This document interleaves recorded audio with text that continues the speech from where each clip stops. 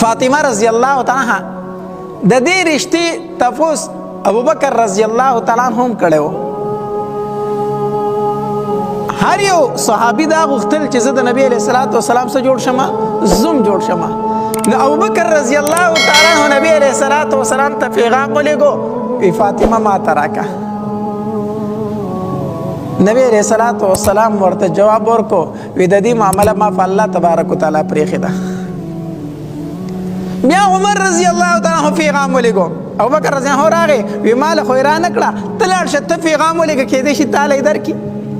عمر رضی الله تعالی عنہ چې تپوس وکړو د نبی علیہ الصلوۃ والسلام د طرف نه ورته جواب راغی، وی د دې معامله ما په الله تبارک وتعالی پرېښې ده، یعنی انکار یې ورته وکړو. بل صحابي هغه د فاطمه رضی الله تعالی تپوس وکړو، نبی علیہ السلام هغه ته جواب ورکړ، هغه یې ورنکړه. علي رضی الله تعالی عنہ داسې سارا ته وخان شړ دی وتلی و. دوی خبره وکړه، ویره موږ له خو یې رانکړه، کېدای شي علي رضی الله تعالی عنہ ورکړي. دوی لاړو په علي رضی الله تعالی عنہ پسې، هغه په سارا کې وخان سره ول. دوی ورته وی علي ته د فاطمه تپوس ولې نه کوې؟ د هغې تپوس وکړه چې نبي علیه السلام یې تاله درکړي که نه؟ نو علي رضی الله تعالی عنہ ته وفرمایل، وی زما سره دي څه، زه په څه باندې تپوس وکړم؟ زه خو نه مهر لرم نه کور لرم، نو زه به د هغې څنګه تپوس کوم؟ علي رضی الله تعالی عنہ خپل کور هم نه و، دی به د نبي علیه الصلاۃ والسلام سره په جومات کې پاتې کېدو، د نبي علیه السلام د تره زوی جومات کې پاتې کېدو. زما سره کور نشته، نور څه نشته، نو زه د هغې تپوس څنګه وکړم؟ نو صحابه کرام ورته وفرمایل، وی نبی علیه السلام ډېر مهربانه دی او ستا خو د تره زوی دی، کېدای شي ستا سره اډو حساب ونه کړي، ته یې تپوس وکړه که نه، کېدای شي دا تپوس درنه اډو نبي علیه السلام ونه کړي. هغه وی ټیک ته نو راغې، چې کله راغې نبی علیه السلام اوس د صحابه کرامو ولېږو، دوی ورته وي ته ورشه، شابه ورشه. نو چې دی لاړ د نبي علیه السلام خواته کېناستو، نو شرمېده، د شرم نه یې غږ ونه کړو، هېڅ هم ونه وي. نبي علیه السلام ته وی علي هسې راغلی وي او رسول الله ستاسو خواله راغلی ومه نو ښه، هېڅ یې ونه وي، د شرم یې غږ ونه کړو، راپاسېد واپس راغی. هغوی ورته تپوس وکړو څه چل دې وکړو؟ وي ما هلته خبره نه شوه کولی، ما څه ونه وي، ما خو نه شو ویلی. ښه بله ورځ بیا ولیکو، لاړ شې که نه، ورشه تپوس یې وکړه که نه. علي رضی الله تعالی عنہ دوباره په بله ورځ باندې بیا ورغی، چې بیا ورغی بیا د نبي علیه السلام تپوس وکړو، علي هسې راغلی وي او د الله پیغمبر هسې راغلی ومه، ناس راپاسېد، بیا یې غږ ونه کړو د حیا د وجې نه. بار صحابه یې تپوس وکړو، علي څه چل دی وکړو؟ زه نبي علیه السلام ته نشم ویلی، زه نشم ویلی، زه ورته څنګه ووایم چې فاطمه ماله راکړه؟ صحابه کرامو بیا ولیکو، ورشي شابه ووایه ورته. دی چې لاړو نبي علیه السلام پوه شو، نبي علیه السلام څه شو؟ پوه شو. وی علي ګوره چې د فاطمه رضی الله تعالی عنها متعلق راغلی کو، د هغې په تپوس باندې راغلی کو، نبي علیه السلام سر علي رضی الله تعالی عنه داسې سر غلی روچت کړي، د الله پاک پیغمبره خو په دې راغلی یم، خو تاسو ته ویلی نه شم، تاسو ته ویلی نه شم، دې دپاره راغلی یم، دې دپاره راغلی یم. نبی علیه الصلاۃ والسلام علي رضی الله تعالی ته وفرمایل، وی علي فاطمه به زه تا ته درکړم، فاطمه به زه تا ته درکړم، خو چې لومبې زه د هغې نه تپوس وکړم، زه د فاطمې نه تپوس وکړم چې ستا په نکاح باندې هغه خوشحاله ده او که خوشحاله نه ده. ګوره نبي علیه السلام څه فرمایي، زه به د فاطمه نه څه وکړم؟ تپوس وکړم. او زمونږ غیرت یو دی که نه د پښتنو، د لور نه د نکاح تپوس کوي، نه هلک ته وایي ته ځان له خوښ ښه چې هلته درته زه رشته وکړم، خو د لور متعلق نه، ته به د لور نه تپوس کوم، دا خو بې غیرتي ده، دا خو پښتونولي ده. زه به لور ته ووایم چې ته خوشحاله یې که خوشحاله نه یې، ولې دا لور دی، دا انسان نه دی، دا حق نه لري. ته د نبي علیه الصلاۃ والسلام نه زیات غیرتي یې او ستا لور د نبي علیه الصلاۃ والسلام د لور نه زیاته حیاداره ده، د فاطمه رضی الله تعالی عنها زیاته حیاداره ده. یا علي زه به د فاطمې نه څه کوم؟ تپوس کوم، بیا به زه تا ته جواب درکړم. نو او دا مسله واورئ، ډېر کله ته مونږ داسې وینو چې لور بالغه جینۍ ده، عاقله جینۍ ده، دلته پلار وایي زه به د پلانکي ځای کې ورکوم، هغه چغې وایي دا نکاح ما ته منظور نه ده، جاړي خپه وایي نه کوم دا نکاح، پلار یې وایي ستا رضا پکې چا راوستې ده، پلار یې بار نکاح ورله وکړي، دا نکاح کېږي؟ دا نکاح نه کېږي، دا نکاح شوې نه ده. پلار یې ورته وایي ما تا ورکړې ده هغوی ما قبوله کړې ده څه شی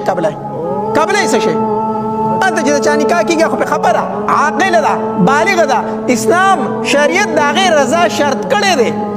هغې رضا پکې شرط دی دا نکاح در سره کېږي نه چې هغه خفی خو جهالت سره به څه کوي نو نبی علیه الصلاة والسلام د فاطمه رضی الله تعالی عنها خاله و خاله د مور خور ترورې وه د هغې نوم هم خاله و خاله بنت خویلد د خدیجه رضی الله تعالی عنها خور وه ده مشره خورې وه نبی علیه الصلاة والسلام د فاطمه رضی الله تعالی عنها دا خور راوغوښته دا ترورې وله راوغوښته وی زه د فاطمه نکاح د علي سره کومه خو ته د فاطمه نه تپوس وکړه ستا خورزه ده ته یې تپوس وکړه چې په دې نکاح باندې رضا ده که رضا نه ده او دا مشره ښځه وه د نبی علیه السلام ښینې وه او نبی علیه السلام به اکثر د دې سره سیوکار به کوو دې سره به مشوره کوله دا ډېره پوه ښځه وه بردباره ښځه وه امانتداره ښځه وه خبره به په امانت کې ساتله نو نبی علیه السلام د خپلې ښینې ته وویل ته د خپلې خورزې نه تپوس وکړه زه د دې نکاح د علي سره کوم چې دا پې خوشحاله ده که خوشحاله نه ده نو د فاطمه رضی الله تعالی چې کومه ترور وه هغې فاطمه رضی الله تعالی کېنوله وی خورزې ستا بابا ستا نیکه ستا د تره د زوی سره کوي دا خپل د تره زوی سره کوي ستا نیکه ستا بابا د علي رضی الله تعالی سره کوي نو ته خوشحاله که خوشحاله نه فاطمه رضی الله تعالی ترور ته وویل وی ترورې دا خبره به زه خپل بابا ته په خپله وکړم دا به ورته زه په خپله وکړم سبا شو فاطمه رضی الله تعالی د نبی علیه الصلاة والسلام سره ناسته ده یو ځای په کټ کې او داسې په دې ویښتو کې ورله او په دې ګیر مبارک کې لاس وي نبی علیه الصلاة والسلام لره لاس وله وي نو نبی علیه الصلاة والسلام ورته فرمایي وایي فاطمه زه ستا سره یو مشوره کوم ماله جواب راکه نو فاطمه رضی الله تعالی پوه شوه چې بابا مې څه وایي ما ته خو د ترور په خوله باندې سوال جواب میلاو شوي که نه نو فاطمه رضی الله تعالی ته وایي بابا رضا ستا ده خو ستا په جدایۍ باندې خفه یم ستا په جدایۍ باندې څه یم خفه یم ستا نه مې زړه نه کېږي چې ستا نه جدا شم او نور ما خپل اختیار تا ته درکړی چې ستا څنګه خوښه ده هغه شانتې زما خوښه ده په دې دوران کې جبري علیه السلام راغی ځکه نبی علیه السلام فاطمه رضی الله تعالی ته وفرمایل فاطمه ستا متعلق به بیا زه د الله سره څه کومه مشوره کومه ستا معاملې زه په الله باندې پرېږدمه چې الله څه وایي زه به هغه شانتې وکړمه فاطمه رضی الله تعالی د نبی علیه السلام سره ناسته ده چې په نبی علیه السلام د وحي اثر شروع شو مخ مبارک سور شو په تندي مبارک باندې خولې رالې چې رالې جبري علیه السلام راغی نبی علیه السلام ته فرمایي وای د الله پاک محبوبه د اسمان تمامي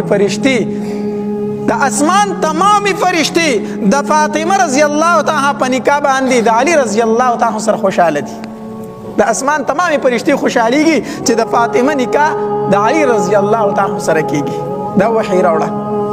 چې کله دا وحی راوړه او د وحی اثر ختم شو نبی علیہ السلام فاطمه رضی الله تعالی عنها فرمایلی فاطمه ستا نکاح الله تبارک وتعالی د علی رضی الله تعالی سره کوي ستا نکاح د هغې سره کوي او نبی علیہ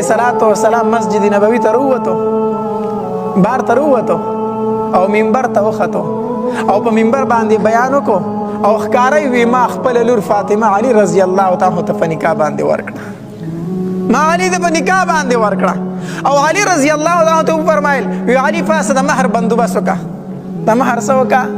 بندوبست وکړه علي رضی الله تعالی ته فرمایي وی د الله پاک محبوبه څومره مہر وګورم څومره مہر نبی علیه الصلاة والسلام ورته فرمایل وی 400